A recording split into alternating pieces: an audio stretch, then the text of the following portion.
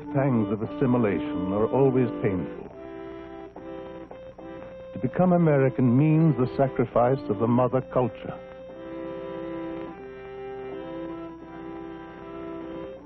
This is the story of how one group of immigrants eased their own delivery into the new world. During the first half of this century, the Catskill Mountains of southern New York State developed a unique resort industry tailored to the immigrant Jewish population of New York City, 100 miles away. Few immigrant families began to move out of the city and into the countryside, not as vacationers, but as farmers. They bought dilapidated farms at low prices 100 miles northwest of the city in the Catskill Mountains.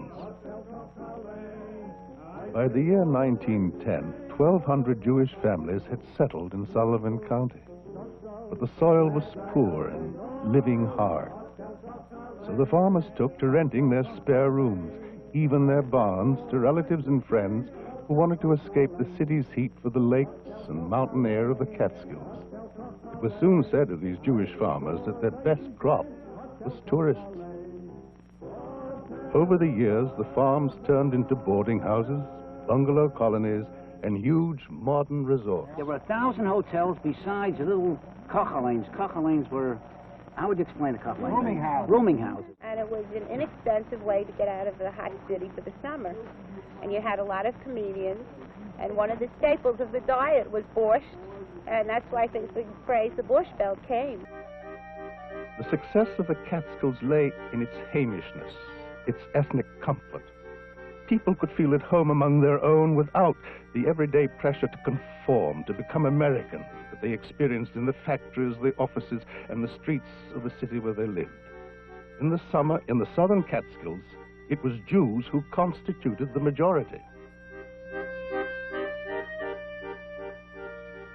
In season, the resorts of Sullivan County housed over 1 million guests.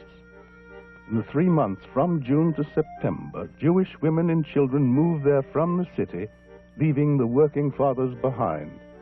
There were no vacations with pay in those days. These summer communities were run by women who managed the kids, did the cooking, organized leisure activities.